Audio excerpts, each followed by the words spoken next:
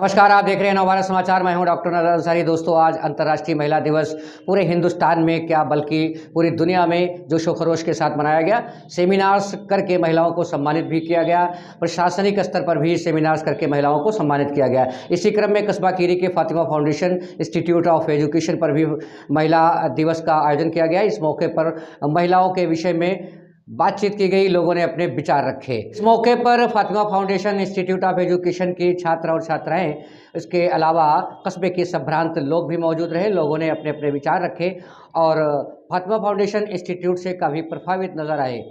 दोस्तों, खीरी टाउन में Fatima foundation institute of education 2014 से संचालित हो रहा है। इसमें बच्चों को इंग्लिश स्पीकिंग के साथ साथ संस्कारों पर भी विशेष जोर दिया जा रहा है। आइए अंतर्राष्ट्रीय महिला दिवस के मौके पर सुनते हैं फातिमा फाउंडेशन के चेयरमैन डॉक्टर नज़र अंसारी से उनके विचार।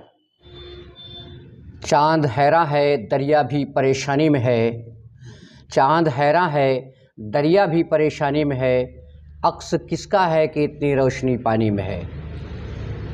अंतर्राष्ट्रीय महिला दिवस के मौके पर यहाँ तशरीफ़ लाए सभी ख़वातीन हज़रात का मैं डॉक्टर नज़र इंतहाई अदब के साथ इस्तकबाल करता हूँ और सलाम अर्ज़ करता हूँ आपकी खिदमत में। दोस्तों, आज पूरी दुनिया में महिला सम्मान दिवस मनाया जा रहा है। महिला के अधिकारों की बात की जा रही है और महिलाओं को तमाम तरह से सुरक्षा देने की बात की जा रही है। और ये प्रतिवर्ष महिलाओं के सम्मान, महिलाओं की सुरक्षा की बात प्रतिवर्ष 8 मार्च को की जाती है। जगह जगह सेमिनार्स आयोजित किए जाते हैं, महिलाओं को सम्मानित भी किया जाता है। हालांकि आप जानते हैं कि एक ज़माना था जब महिलाओं को उनके अधिकारों से वंचित रखा गया था। महिलाएं त्रस्त थीं, महिलाएं परेशान थीं और महिलाओं की तमाम सुरक्षा और सुविधा के लिए सरकार ने बहुत सारे कानून बनाए। उन कानूनों का क्रियान्वयन हुआ और उसकी ये देन है कि आज महिलाएं पुरुषों के साथ कंधे से कंधा मिलाकर चल रही हैं। किसी भी क्षेत्र में आप अगर गौर से देखेंगे तो पाएंगे कि महिलाएं समान रूप से विजय पताका फहराने में सफल होती हुई नजर आ रही हैं। ये हमारी सरकारों की देन है और उसके अलावा जो एजुकेटेड सोसाइटी हमारी है, एजुकेशन का इसमें बहुत बड़ा रोल है, बड़ा इम्पॉर्टेंट रोल है। एजुकेशन ने हमारी महिलाओं को ये समझ दे दी है कि उनको अपने अधिकारों के प्रति जहाँ एक तरफ सजग बना दिया है, वहीं उन्हें उनकी जिम्मेदारियों का भी एहसास दिला दिया है। आप सब जानते हैं कि महिलाएं वो चीज़ हैं जिनसे हमारे समाज की परवरिश होती है। महिलाएं हमारी शान है, हमारी जीनत है, हमारी मर्यादा है, हमारी गरिमा है और हमारा सर बुलंद है। महिलाओं का सम्मान करना न सिर्फ सरकार, शासन प्रशासन बल्कि पूरी इंसानियत की जिम्मेदारी है। ये महिलाओं की देन है कि आज दुनिया खुशहाल है और महिलाएं समाज को संस्कारवान बनाती हैं।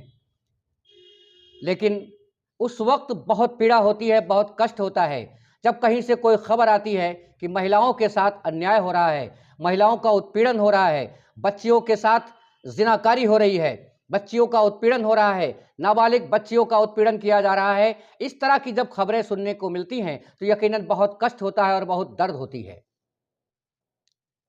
क्या वजह है कि सरकार इतने सख्त कानून बना देती है?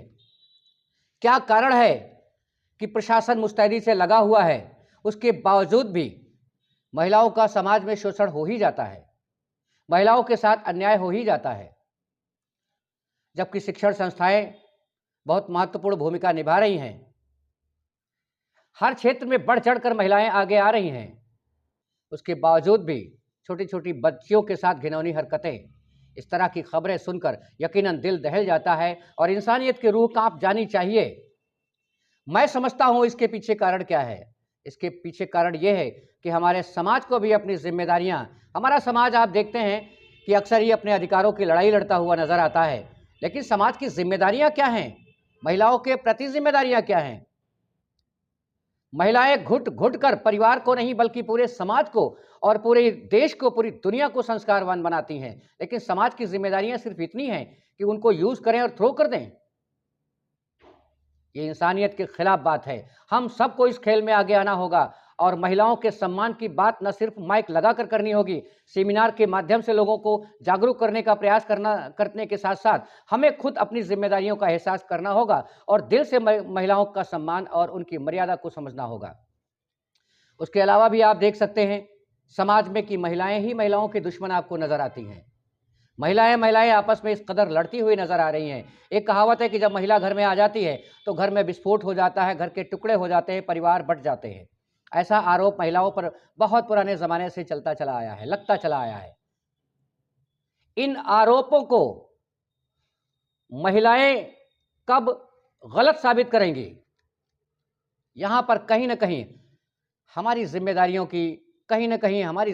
की कमी नजर जरूर आती है। इसके पीछे अगर कोई कारण समझ में आ रहा है तो शिक्षा की कमी, अशिक्षा ही। एजुकेशन तो मिल रही है आजकल स्कूलों में, तथा कथित एजुकेशन मिल रही है, सो कार्ड एजुकेशन मिल रही है, डिग्रियां मिल रही हैं, तरह तरह की डिग्रियां मिल रही हैं। हायर एजुकेशन से लोग फैज़याब हो रहे हैं, लेकिन वो डिग्रियां सनद तो मिल रही हैं, लेकिन उन डिग्रियों का इस्तेमाल डेली लाइफ में कहाँ हो रहा है, समाज में कहाँ हो रहा है? महिलाएं आपस में एक दूसरे की दुश्मन क्यों बन रही हैं? मुझे लगता है कि महिलाओं को यह समझना होगा कि जिस तरह से समाज हमारे कंधों पर परवरिश पाता है, हमारे परिवार हमारी जीनत है, हमारे दम पर परिवार पनपते हैं। परिवारों की शोभा और परिवारों की जीनत हमारे कृतज्ञों से होती है, हमारे कृत्यों से होती है। उन्हें समझना होगा और परिवार को और समाज को बांधने के लिए प्रयास करना होगा। महिलाओं को खुद इसमें आगे आना होगा। इसके लिए कितना ही सख्त कानून बनाया जाए, कोई कानून नहीं बनाया जा सकता कि महिलाएं आपस में ना लड़ें।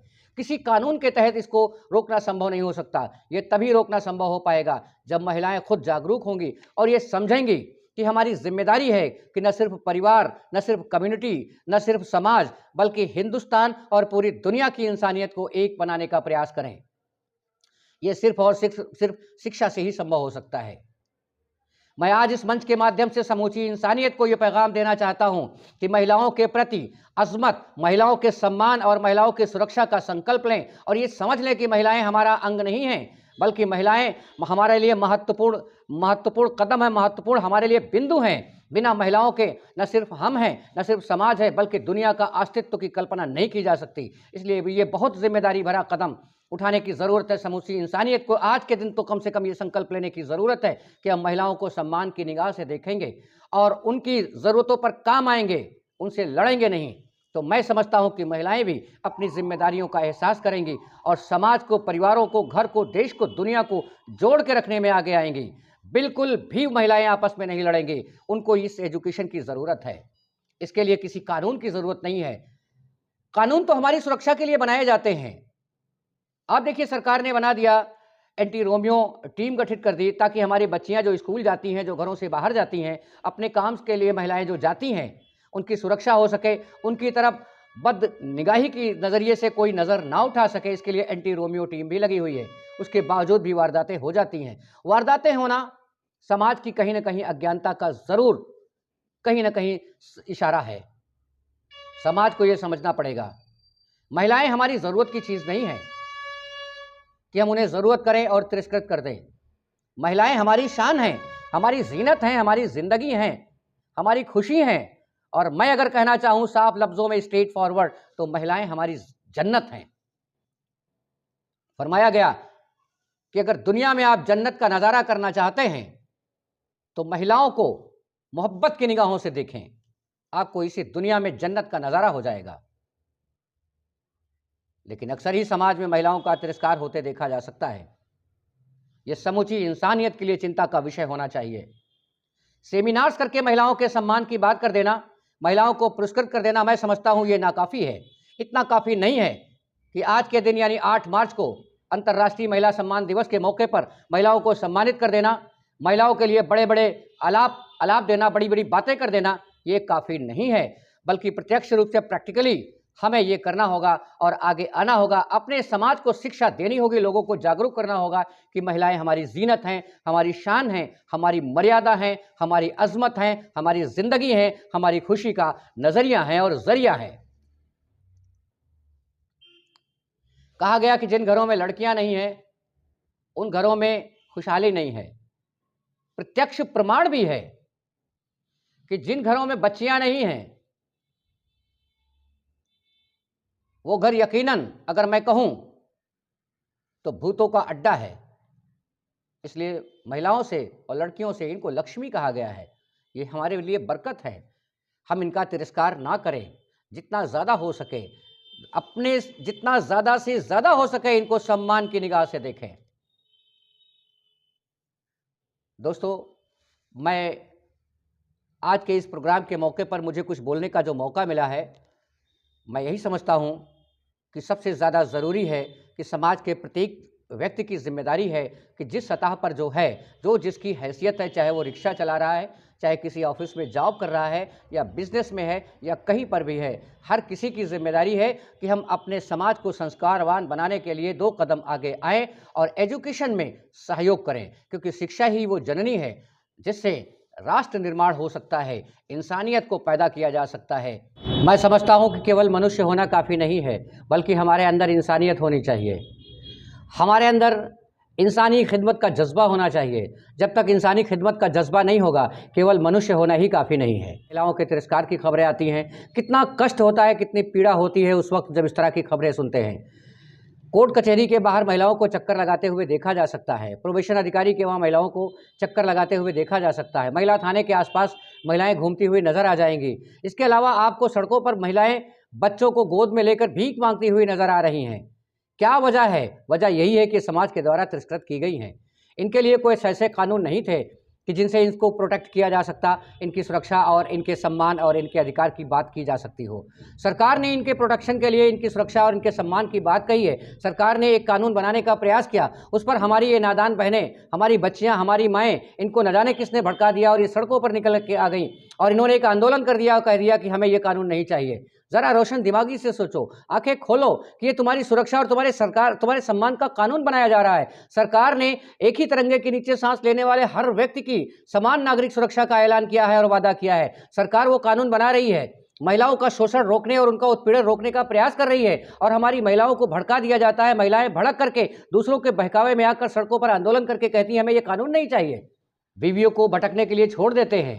ये कहाँ का महिला सम्मान है?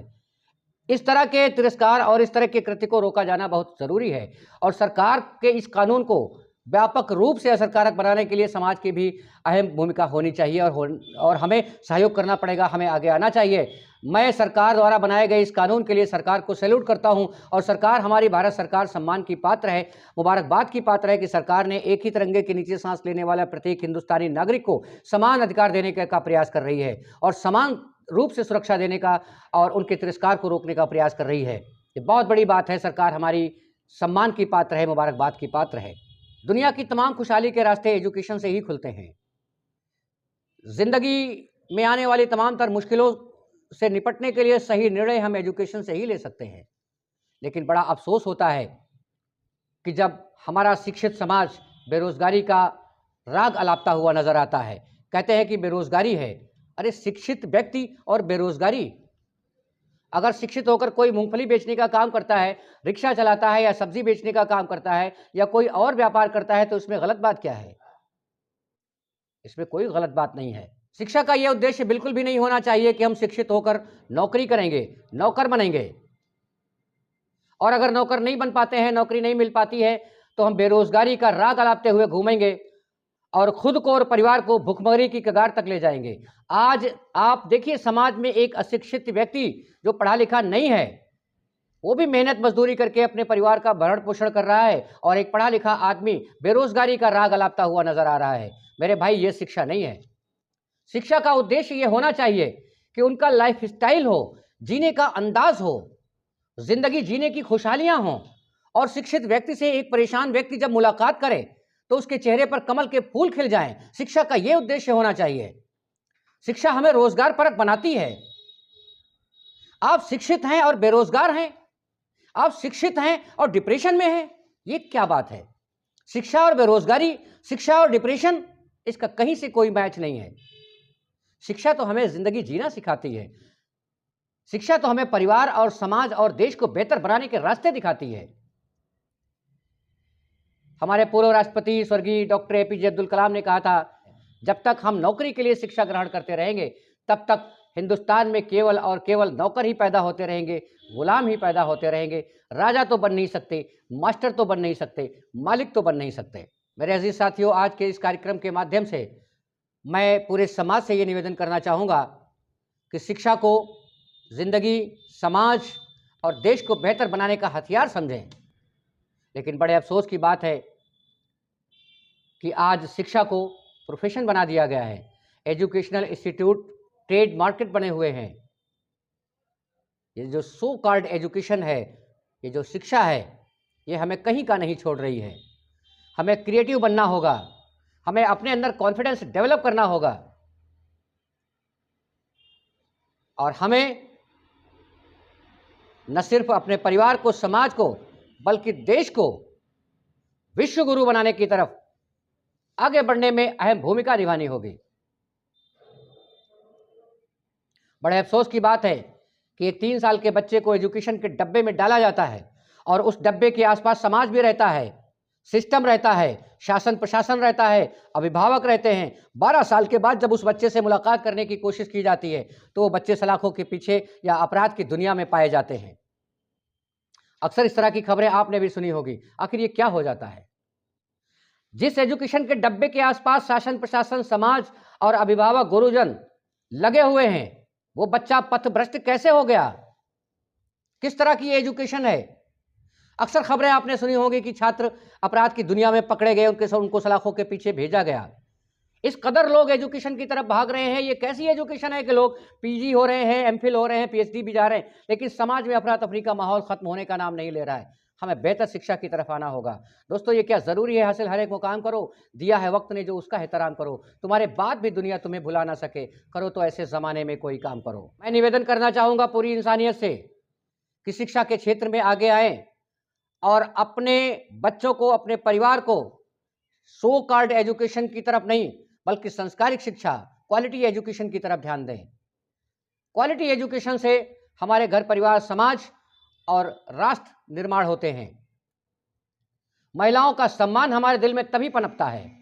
एक बार फिर मैं आप सबका इंतहाई अदब के साथ शुक्रिया अदा करना चाहता हूं कि आपने हमारी बातों को ध्यानपूर्वक सुना और धैर्य के साथ सुना। मैं आशा करता हूं कि आज की ये हमारी बातचीत कुछ न कुछ असर ज़रूर करेगी।